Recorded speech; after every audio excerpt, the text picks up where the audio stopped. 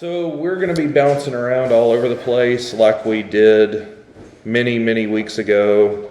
There were only 2 people here, and that was great because this is not what I like to teach on. We'll hit it once, we'll never do it again. We talked about sexual purity. I guess, I don't know if this lesson is for Terry or not. I don't know. I was the only one. I was hoping.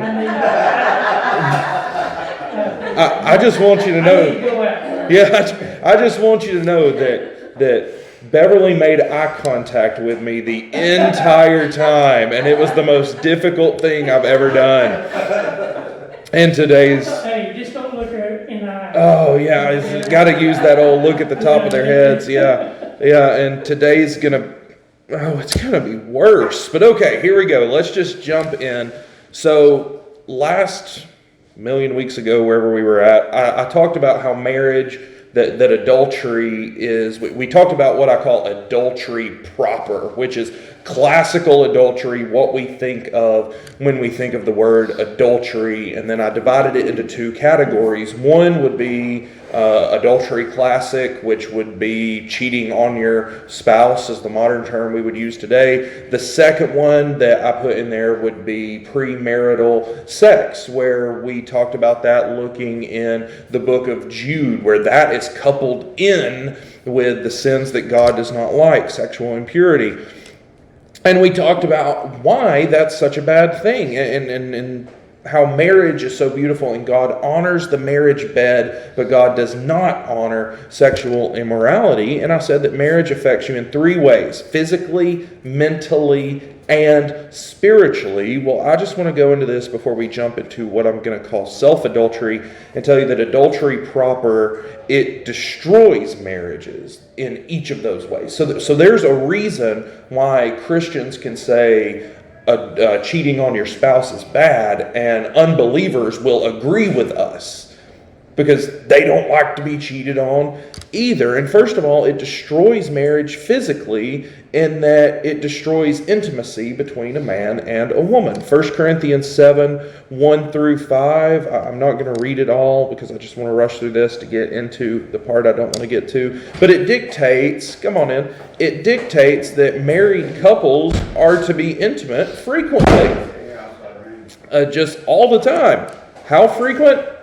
I don't know, ask JB. So, and the fact of that is because marital intimacy and marital sex, it builds and strengthens relationships because it is something that is shared exclusively between 2 people. So people like to be VIP and members only. Well, the most exclusive thing that you can have is sex with your spouse, because you're the only one that gets to do that. The rest of the world does not.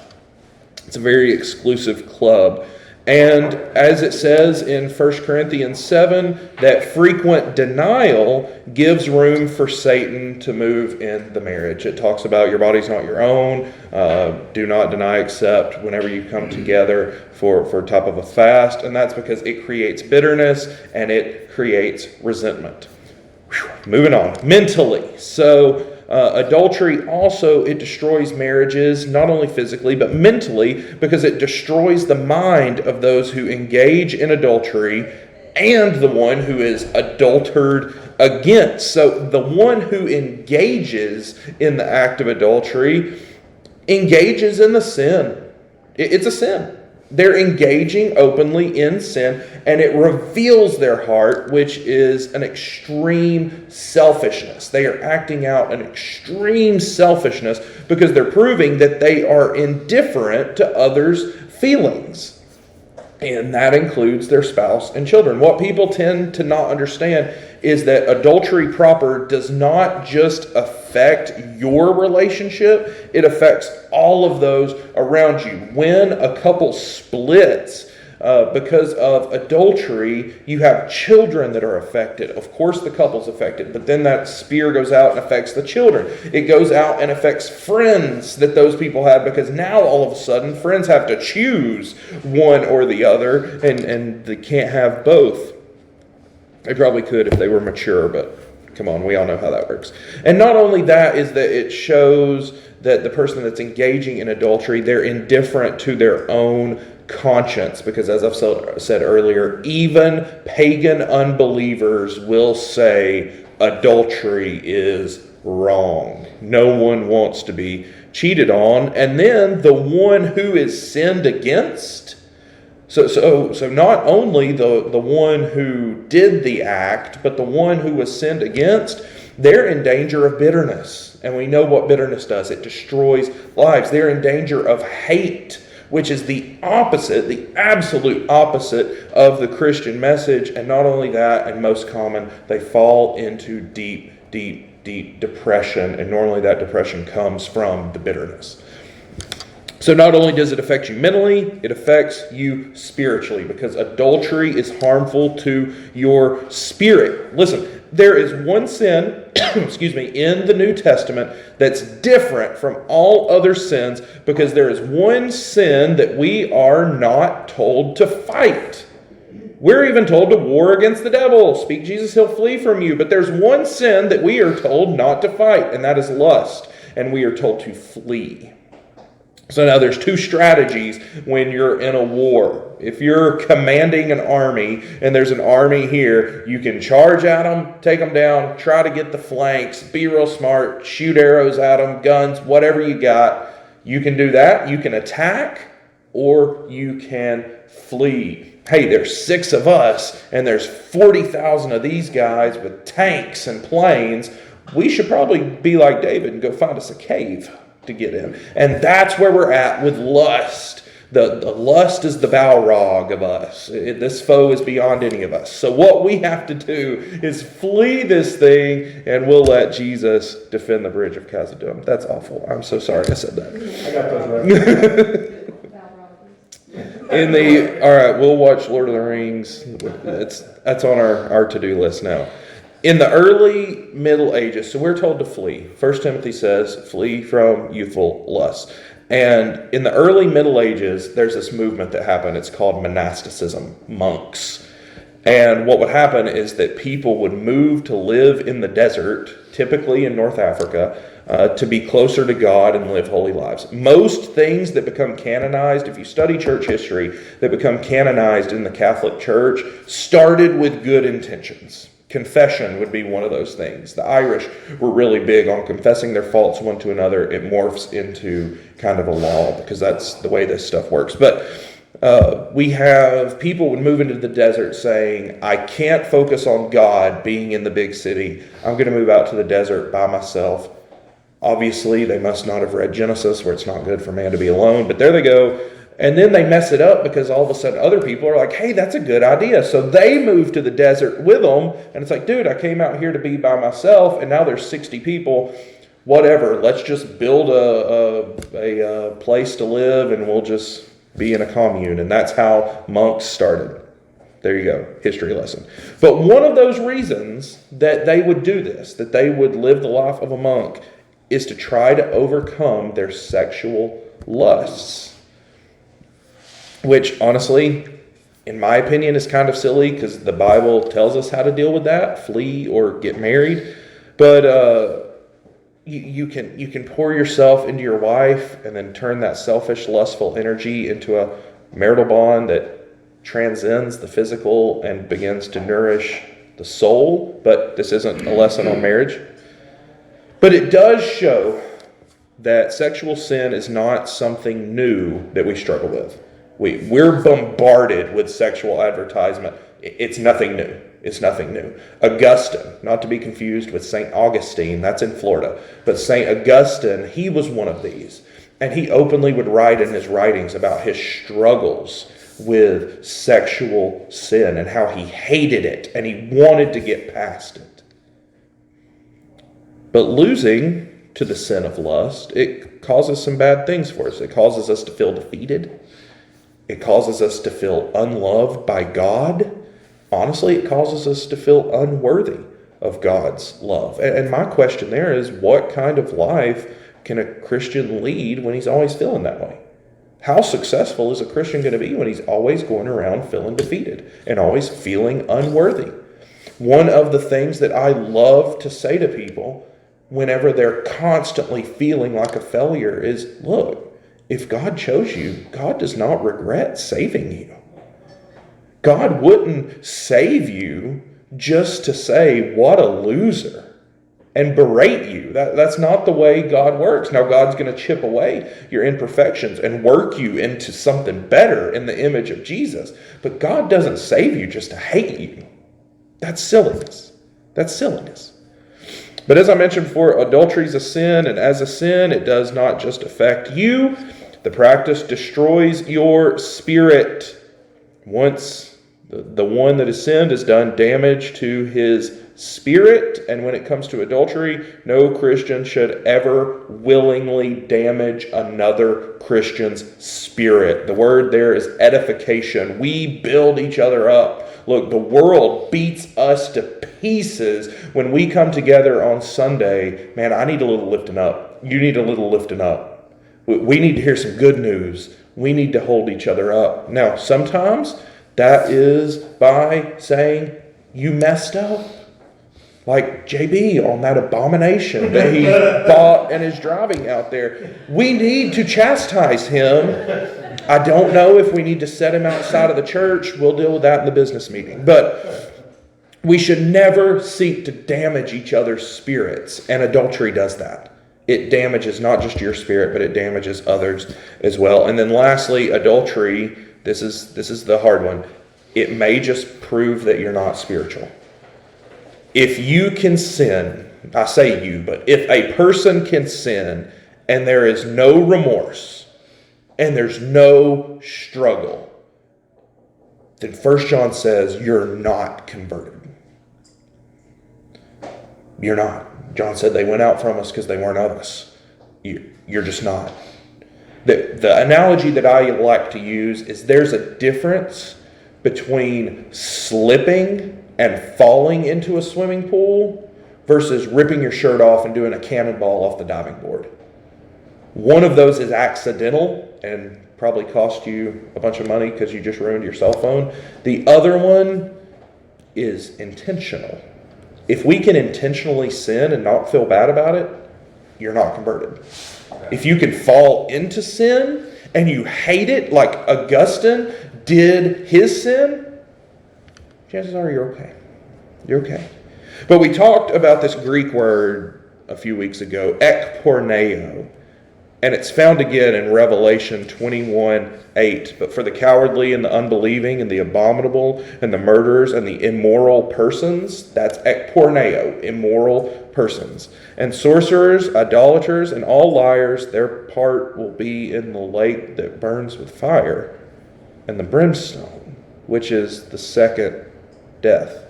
Remember that word ekporneo, I like that the NASB says immoral persons because it pulls in the whole gambit of the sin. And ekporneo is where we get the word pornography. It talks about a full plunge into immorality, and those people end up condemned to the lake of fire.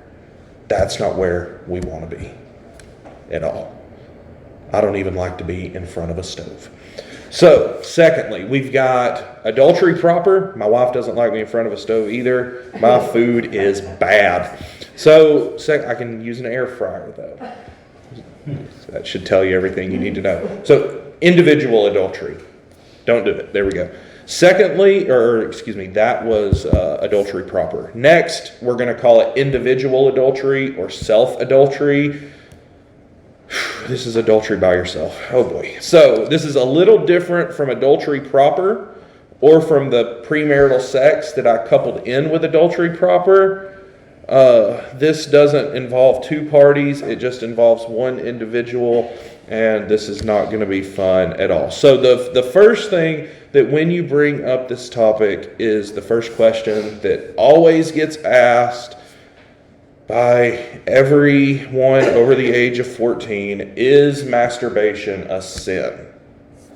Well, honestly, individual adultery, self-adultery, it goes a little bit deeper than just that question. Don't worry, we'll answer that question, but I don't feel that it just has a yes or no question. We're going to get there. But it reveals a few things, and it normally reveals a lust problem, or a sin problem, or a spiritual problem. And it may be one of all three of those. So the problem is that when you're approaching masturbation, it's not so much the action itself, but you have to deal with the thoughts and the intentions, and the means that come along with it. So, of course, first off, anytime that you're asked this question, you have to deal with the plague of the technological world known as pornography. So, I looked up some pornography statistics, and I was just blown away. And this is from a Christian website. It was called BaptistNews.com. And it said that more than 40 million Americans regularly visit pornographic websites. That's a huge statistic of adults. Huge. 40 million. Regularly. That's not, whoops, I Google searched for TIE fighters and now I'm seeing something I shouldn't. That's not the way that is. This is regularly. I don't know what defines regularly, once a month, once a week, once a year, I don't know, but 40 million, wow. The porn industry, their annual revenue is more than the NFL, the NBA, and Major League Baseball combined. They make more money than all of those sports.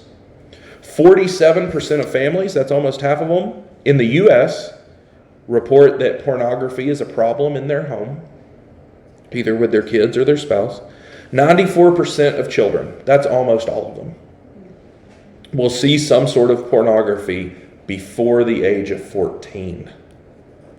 That's early.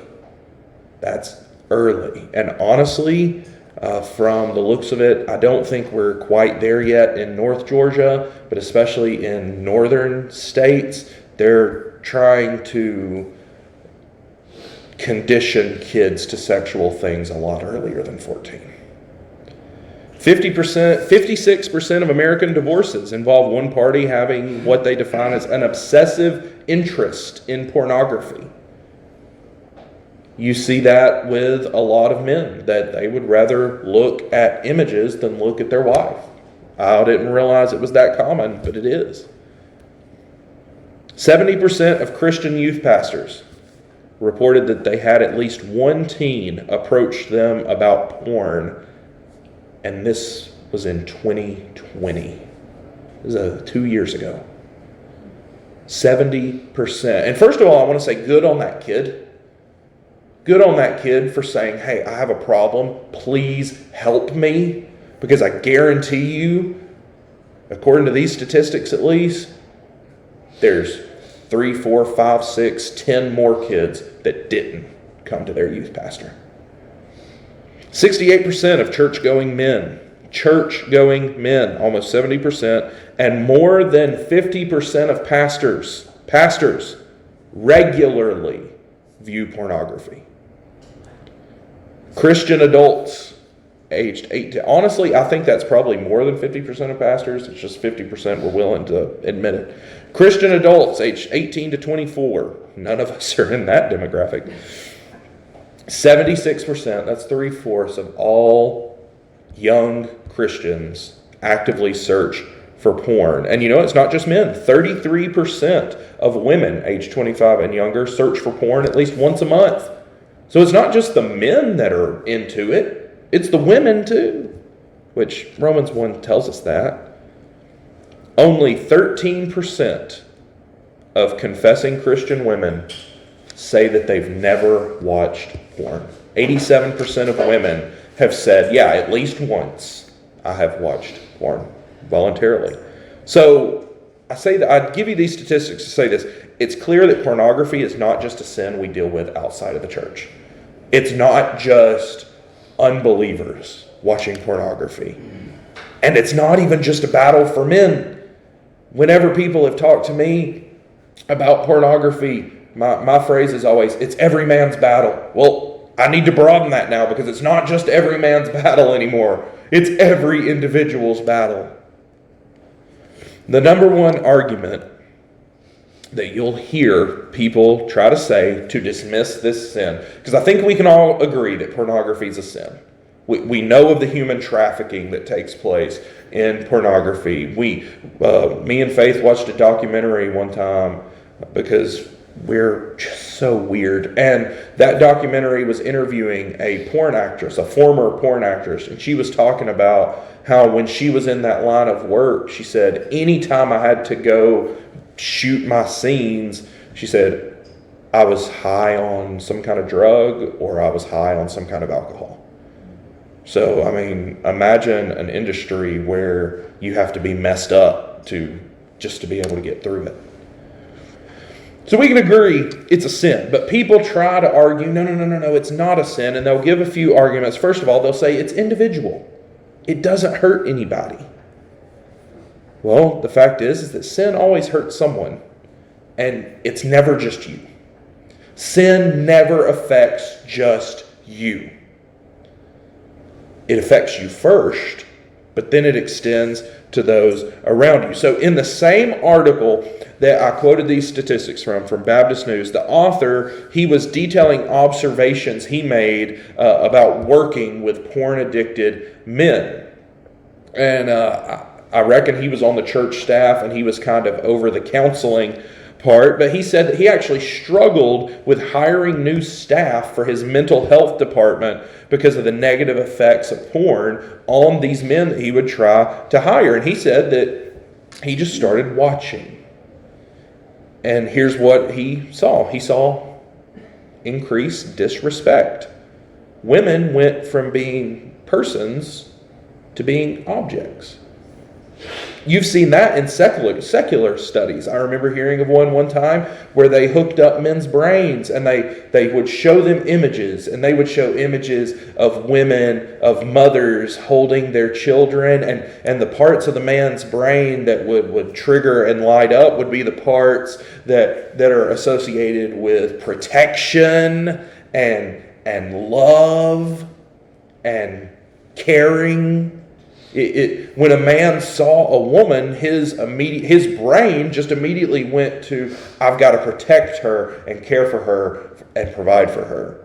But whenever they would show pictures of women either nude or in bikinis, the part of the man's brain that would light up would be the part that's associated with tools and with problem solving. So instead of it being, I need to love, care, and tend to her and provide for her, it was, I've got a drill that needs drilling. I don't know any nicer way to put that. So not only that, it's the disrespect, but also you see displaced value of the sexual relationship. And then he began to talk about prison. He said, in prison, men have relationship with men and they justify it as just meeting the need. That it's reduced to a need, like eating, sleeping, and drinking water. That they dismiss the spiritual, psychological, and intimate aspects and turn it into an animalistic need. That's barbaric. Not only that, he noticed in these men a lack of sexual satisfaction. Remember weeks ago we talked about sex being removed from intimacy and that when you do that, you're never satisfied. Those two go hand in hand. But without being linked to intimacy, satisfaction lasted, in the author's words, about as long as yesterday's breakfast. Because for 10 minutes you're good to go. And then after that, you're like, where do I get my next hit? Because you've turned it into an addiction, not bonding. And not only that, he talked about the low educational value of pornography. And I believe there was a singer that came out just a few weeks ago, and she had admitted that she got addicted to pornography at a really young age, and she talked about how it just absolutely messed her up. But men who grew up on porn, he noticed, had no idea how true sex inside of a relationship works. And that they tended, even in their conversation, to express themselves toward violence. That they correlated sex with violence. That's bad. So, first of all, we see that pornography is destructive. It's destructive to relationships, and not only that, it rewires your brain to see people as objects of lust and not as human souls. Secondly, it destroys your spirit. When you see everyone as a tool, then in your world, you're the only true human. It's a narcissistic view. If everyone is only a tool to satisfy you, and I don't even mean that in just a sexual sense. I mean, this is a tool to help me move up in my job. This is a tool to help me make more money. This is a tool to get over to this place that I need to be. That's lonely. They say it's lonely at the top. Man, you can be lonely at the bottom thinking like that. You'll have no relationship and no friendship above surface level. You have become a sociopath. And thirdly, pornography will condemn you to hell. Jesus says in Matthew 5:28 that looking at a woman lustfully causes you to commit adultery in your heart. That's why I call this self-adultery or individual adultery. Because you've looked at this woman and you've sinned against this woman. She don't even know. She doesn't even know. Well, I imagine if she's in the I don't like to call it an industry, but if she's doing that, she probably knows. But if you're looking at these women lustfully, they're innocent. And then Revelation 21:8, we've already quoted that verse, but the sexually immoral have their part in the lake of fire. And the fact of the matter is that if you worship the human body, because that's what you're doing, I'm talking like all of you are absolutely guilty. If someone is engaging in pornography to couple with their masturbation, they're worshiping the human body over the one true God. They're bowing down at the altar of voyeurism. And the fact is that if you're bowing down at an altar that's not God, you are an idolater. And you're not worshiping God, you're worshiping His creation. You're breaking the first commandment. You're bowing down at the altar of lust and worshiping it with all of your strength. Okay, so back to masturbation. Yay. Is it a sin? I can't confidently say that the physical act itself is condemning. I can't.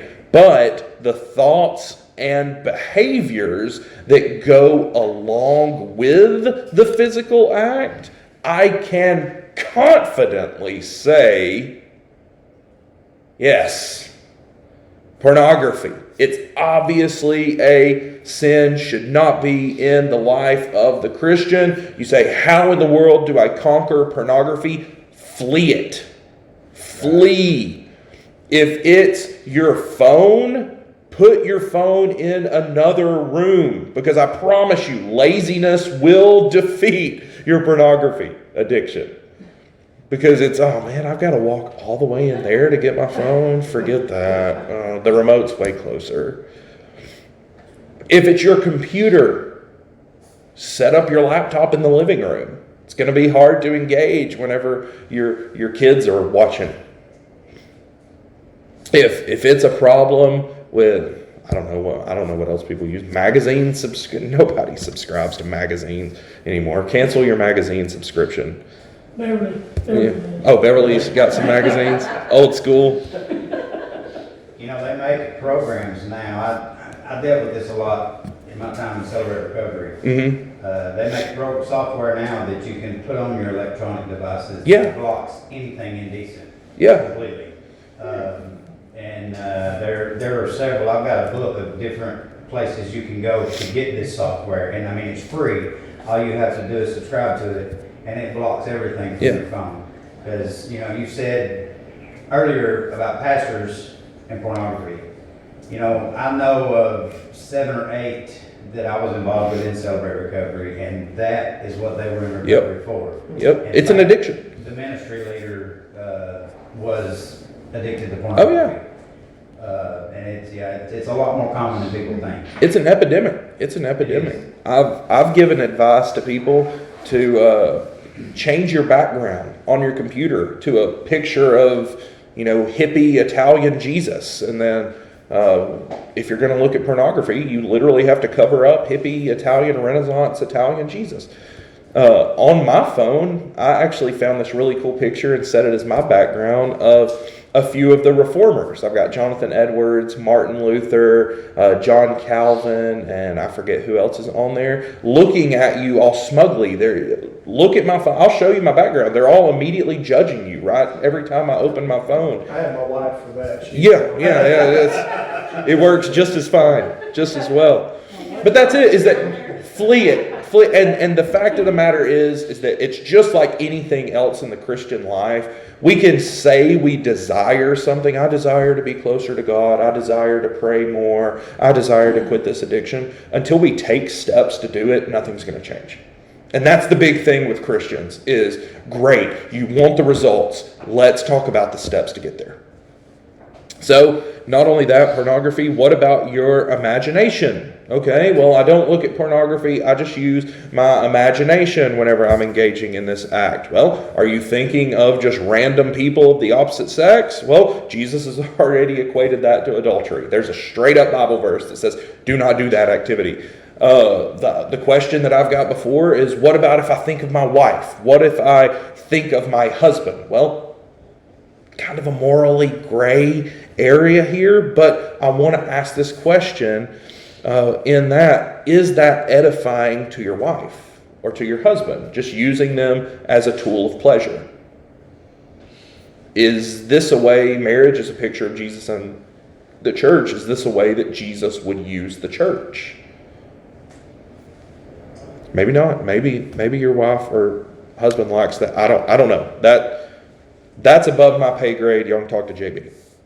So, lust of the mind is what we've come to here. Is probably the most common sexual sin. Even above masturbation. Lust of the mind. You're just sitting there. You're chilling at the Zaxby's. Went to Zaxby's yesterday. It was amazing. I would recommend it. You're chilling at the Zaxby's. Somebody walks in a mini skirt, and instead of diverting your eyes, you have a good long look. It's so easy to do, and honestly, it's so advertised in this modern day. You can't even watch a YouTube video that shows you how to change a dryer sheet without seeing some sort of sexual advertisement. As I've stated earlier, this is extremely dangerous as Jesus equates lust of the mind to adultery. It's the same thing. Same thing. That means that you can be single. Get this. This is huge. You can be single and still be an adulterer in the eyes of God. Right. I'm not married. I can't be an adulterer. Well, we looked at porneo. Oh, yeah. Yeah, you can. I said earlier that self-adultery or individual adultery, it reveals 3 problems in the life of the Christian. I want to look at those. It reveals a lust problem. Lust is not only every man's battle, it's everyone's battle. Women are not immune. Our culture today, it's built on the foundation of lust. The culture today is built on the free love movement of the 60s. And it shows. It absolutely shows. But it's guised under a different word. So they're not going to say sexual gratification and sexual using is the word, but they're going to use a different word, and that word is acceptance. Acceptance. This guy over here is a hoe. Can you say hoe in Sunday school? Well, anyway, and it's you got to accept that guy. You got to accept him. You don't have to accept any kind of behavior. That's a lie. Right. That is a lie. But the thing is that it's nothing new. Men have struggled with lust since the fall. In the book of Genesis, you see Judah visiting harlots with Tamar. She tricks him. And I'm thinking, man, Judah, that's supposed to be the good part of the nation of Israel. That's where Jerusalem is. And yet we have this jerk Judah goes out of town and the first thing he does is look for a harlot. What a guy. Solomon's great folly and all of his wisdom, he was still a human idiot, and his weakness was for women. And it brought down the destruction of his country. Samson let his desire for a woman overshadow his call from God. Hey, I made a vow to God, but he let a woman break it for him. Inadvertently, he broke his vow by telling her how to cut his hair. A Nazarite can't cut their hair, and he was supposed to be a Nazarite for life. And he broke his vow, and he used a woman to do it. Throughout this study, we've seen the effects of unbridled lust and what it has on women. Lust caused Judah to sleep with his own daughter-in-law, Tamar. It's gross. Lust caused Solomon to end up writing the book of Ecclesiastes. What's the saddest book in the Bible? It's not Lamentations. It's Ecclesiastes. Because in Ecclesiastes, Solomon writes this big long book about how he's wasted his life. Solomon starts out real good and then wastes it. And he writes this book of vanity, vanity. All is vanity. And then he says, what's the sum of all this? Trust God and obey his commandments. Solomon says, I'm an old man now. I've ruined my life. Let me tell you what's useless and let me tell you what's good. Lust caused Samson to lose his strength. And not just his strength, man, he lost his eyeballs. And then he loses his life. Lust today, it causes men to lose relationships. And it causes them to lose themselves. Because they can only chase the high of ecstasy. But as we know, ecstasy is empty without intimacy. Not only that, it's a sin problem. Lust is a sin. It's that simple. 1 John 3:8. One who practices sin is of the devil, for the devil is sin from the beginning. The one who practices sin is of the devil. If your life is more characterized by lust than by Jesus, you're not Christian. If this doesn't speak, like I said earlier, of a life struggling against sin, this is diving, belly flopping, doing a triple double back spring, whatever, into the pool. Romans 7:21 through 25, it details Paul's struggle with sin that remained in the members of his body. You know, that's those real good, confusing Shakespearean curses. That which I would do, I do not, and that which I don't want to do, that's what I do. Yeah, bro. That one's fun. But the key word here is struggle. Struggle. Paul also in those verses, that people don't ever tend to go to this. They just talk about Paul's struggle and leave it. But Paul details who's able to save him from this wretched state. Oh, wretched man that I am, who can deliver? Praise be to God. It's God himself that delivers. So I'm going to talk to you about, and we can talk about steps we can take, things we can do to get out of sin, and do those things. But listen, be in prayer for God to empower you through those things, because you will default back to that state of sin because your flesh wants it. As a Christian, a Christian that struggles with lust, which will be most of us, actually puts it before God. You've heard people say it before. I will say it. I've been saying it for years. The Christian life is characterized by repentance. Lamar Dietz, my old pastor, he took that and he said that was too wordy and sounded too smart. So he said, let me put that in some North Georgia Greek. He said, the reason I know that I repented is because I keep repenting. You can do with that what you want. He always had a good way of taking what I said and making it more available. But as a sin, lust doesn't just affect you. It affects your relationships. It affects how you view and treat people, like objects, not people. Lust destroys marriages. Lust affects work performance. People have been fired for this stuff. Can you believe that? And like any addiction, it consumes your life. We think of the alcoholic. We think of the heroin addict. We think of people that struggle with pills. Pornography is coupled in with that. And lust. I'm going to go all lust of the mind. It's coupled in with that. It's an addiction. And it's a habit that you have to break. Right. And ultimately, lust of the mind as a sin condemns. I find it hard to believe that 70% of Christians can actively encourage and engage in sexual sin and not be convicted by the Holy Spirit. I've been. When I've been in this place, you better bet the Holy Spirit is coming after me. A Christian life that is not defined by repentance is not a Christian life. Unlike what is preached today, we do not go to God and make our own terms. He dictates the terms.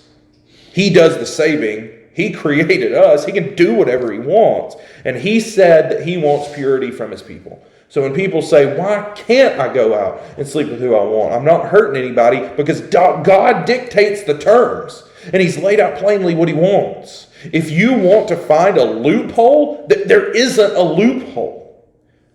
If you're enjoying immorality more than you are enjoying God, that means you enjoy sin more than you enjoy God. And honestly, I'm going to argue that you don't really know God, because he is quite thoroughly enjoyable. And the fact is that of not enjoying God and enjoying this more, it's worthy of condemnation. It's worthy. When you wake up in hell, your response should not be, why am I here? It should be, no, this is right. I remember hearing R.C. Sproul weeks before he died. He had his little oxygen tank on, and I was listening to a short sermon that he said, and then he said, if after all that I've done, he said, I've preached all these years. R.C. never had a scandal. So these preachers that have these scandals and all, I don't understand that, because I, like John MacArthur, never had a scandal. R.C. Sproul has never had a scandal. You go back to Billy Graham, the only real scandal that he ever had was that time he let, like a Catholic guy get up there on his podium. But it was never a sex scandal or anything disqualifying of that sort. These guys never had scandals. And R.C. said, after all these years of pastoring, after all these years of preaching, after all these years of seeking souls saved, if I die and wake up in hell, he said, I will not be able to blame God, because I know from my sin that I'm here justly. That is a mature man. I'm not there yet. That was the most sobering thing I've ever heard. And lastly, I'll just leave you with this. Lust as a spiritual problem. If you live in defeat, you don't have to be defeated. Confess, repent, and believe. 1 John 1:9, he's faithful and just to forgive if we confess. And we say, well, I've confessed, but I still feel guilty. Then you're calling God a liar, and you're saying his word is false. Because he says, if you'll confess it to me, I'll forgive. So forgive yourself.